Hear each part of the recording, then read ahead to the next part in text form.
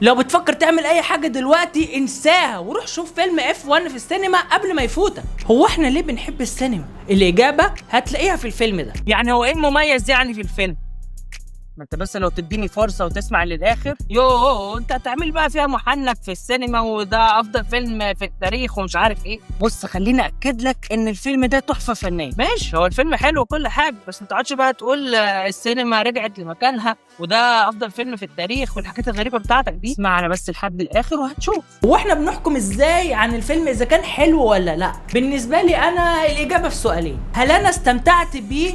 وهل عادي اشوفه تاني ولا لا؟ اذا كان الجواب يبقى الفيلم ده فشيخ. على الرغم من بساطة الستوري الا ان الفيلم باحداثه وسيناريوهاته مش هتقدر تستحملها من كتر الاثارة والحماس، حتى لو انت ما كنتش مهتم ابدا برياضة الفورمولا 1.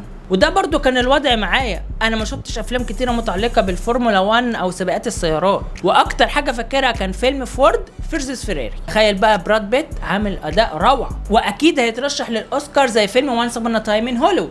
هو ايه يعني الفيلم ده ما فيهوش عيوب؟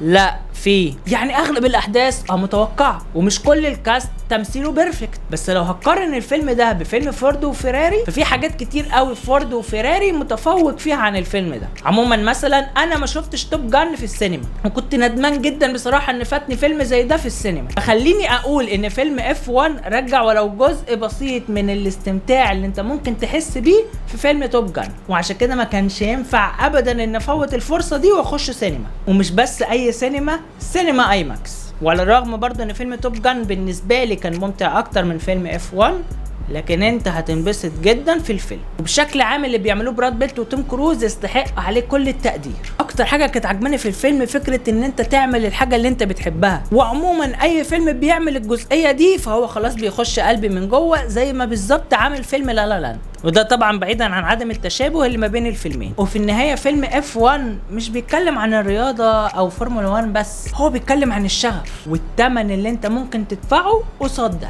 وعن الصداقه اللي ممكن تكسبك كل حاجه او تخسرك كل حاجه. وانا قاعد في الفيلم كنت بتفرج في الصف الاخير في سينما اي ماكس. في العاده انا ما بقعدش ابدا في الصف الاخير، يعني ممكن اقعد في النص او كده او على الجنب. يعني عموما شاشه اي ماكس تقدر تشوفها من اي مكان، ده مش اعلان على فكره عموما، بس انا بوصف الحاله يعني. والسينما كانت كومبليت وتجربه شخصيه خاصه ليا. انا كنت عطشان جدا طول الفيلم وكنت عايز يعني اقوم باي شكل من الاشكال، واصلا كان يوم متعب ومرهق جدا بالنسبه لي.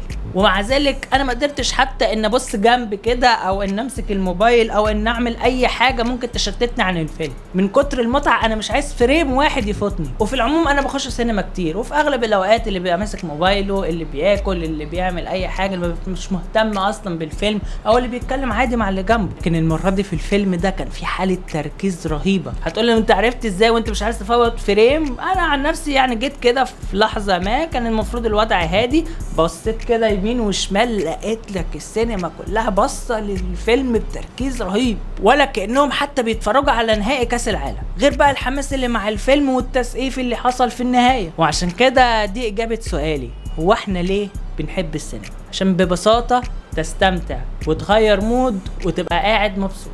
بس كده، ده كان كلامي عن فيلم F1. لازم تخش سينما وعلى ضمانتي انت بجد هتستمتع. مش لازم تقارنه باي فيلم تاني، مش لازم تحس ان هو هيكون فعلا اعظم فيلم في التاريخ، لا هو فيلم ستيل ممتع وهتتبسط بيه. كنت معاكم شريف اشرف ودي قناه شيكوسات. اشوفكم ان شاء الله الفيديو الجاي.